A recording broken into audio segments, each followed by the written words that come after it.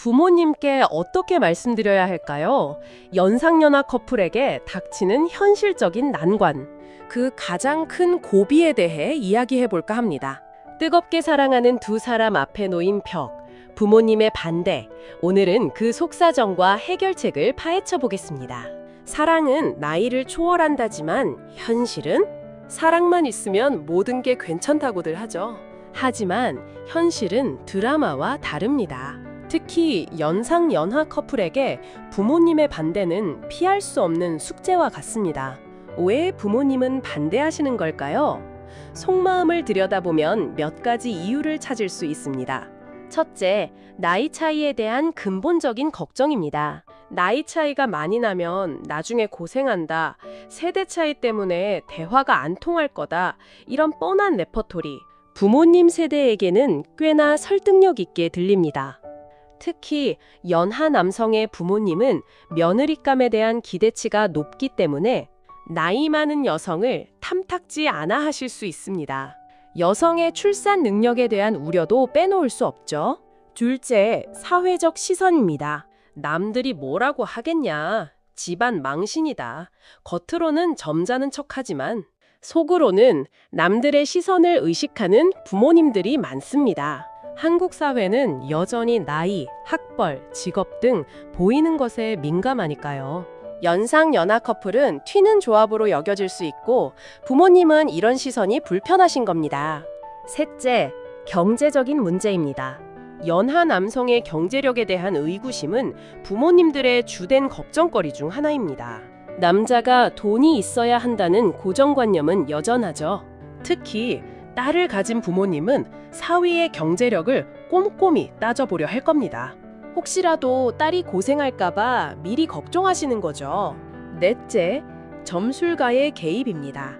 황당하게 들릴 수도 있지만 실제로 점쟁이 말을 듣고 결혼을 반대하는 부모님들도 계십니다. 둘이 결혼하면 남자 팔자가 꺾인다, 집안에 불운이 닥친다, 이런 뜬구름 잡는 이야기에 현혹되어 자식의 행복을 망치는 경우도 있습니다. 미신을 맹신하는 부모님 때문에 소갈이하는 커플들이 생각보다 많습니다. 마지막으로 부모님이 생각하는 이상적인 며느리 사위상과 맞지 않아서입니다. 부모님은 자식 배우자에 대한 나름의 기준을 가지고 있습니다. 학벌, 직업, 집안 환경 등 여러 가지 조건을 따져보죠. 연상연하 커플은 이런 기준에 부합하지 않는 경우가 많고 부모님은 실망감을 느끼는 겁니다. 부모님의 반대 외에도 연상연하 커플은 다양한 현실적인 문제에 직면하게 됩니다. 세대 차이, 가치관 차이, 출산 문제, 경제적인 부담 등 사랑 안으로는 해결하기 어려운 문제들이 산적해 있습니다. 세대 차이와 가치관 차이는 생각보다 심각한 갈등의 원인이 될 수 있습니다. 어렸을 때 경험한 문화, 사회 분위기가 다르기 때문에 생각하는 방식, 생활 습관에서 차이가 날 수밖에 없습니다.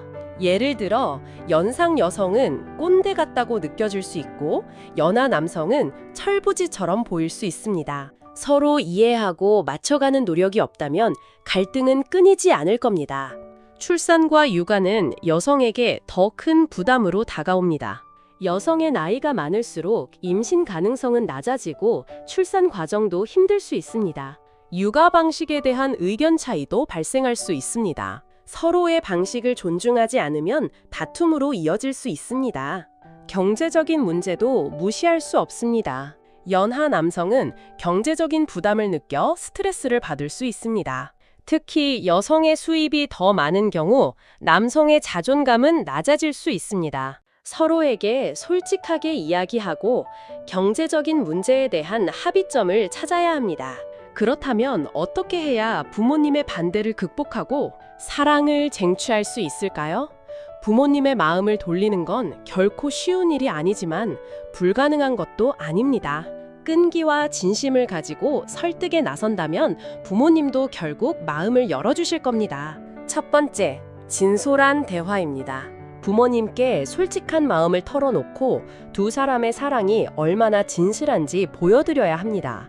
부모님의 걱정과 우려를 경청하고 이해하려는 노력을 보여주는 것도 중요합니다. 저희는 진심으로 사랑하고 서로에게 힘이 되어주는 존재입니다. 라는 메시지를 끊임없이 전달해야 합니다. 두 번째, 시간을 갖고 설득하는 겁니다. 부모님의 마음은 쉽게 바뀌지 않습니다. 하루아침에 설득하려 들기보다는 꾸준히 진심을 보여드리며 시간을 갖고 설득해야 합니다. 명절이나 생신 등 가족 행사에 함께 참여하고 부모님께 살갑게 대하는 모습을 보여드리는 것도 좋은 방법입니다. 시간은 생각보다 강력한 무기가 될 수 있습니다. 세 번째, 주변의 도움을 받는 겁니다. 가족이나 친척, 친구 등 주변 사람들의 도움을 받아 부모님을 설득하는 것도 좋은 방법입니다. 특히 부모님이 신뢰하는 사람이 있다면 그 사람에게 부탁해 두 사람의 사랑을 지지해달라고 부탁하는 것도 효과적입니다. 주변 사람들의 긍정적인 평가는 부모님의 마음을 움직이는데 큰 영향을 미칠 수 있습니다. 네 번째, 확고한 믿음을 보여주는 겁니다. 두 사람의 사랑에 대한 확고한 믿음을 보여주는 것이 중요합니다. 아무리 부모님이 반대하셔도 흔들리지 않고 서로를 굳게 믿고 의지하는 모습을 보여드려야 합니다. 우리는 어떤 어려움이 닥쳐도 함께 헤쳐나갈 수 있습니다. 라는 믿음을 심어주는 것이 중요합니다. 마지막으로 전문가의 도움을 고려해 볼 수도 있습니다. 가족 상담 전문가나 결혼 상담 전문가의 도움을 받아 객관적인 시각으로 문제를 해결해 나가는 것도 좋은 방법입니다.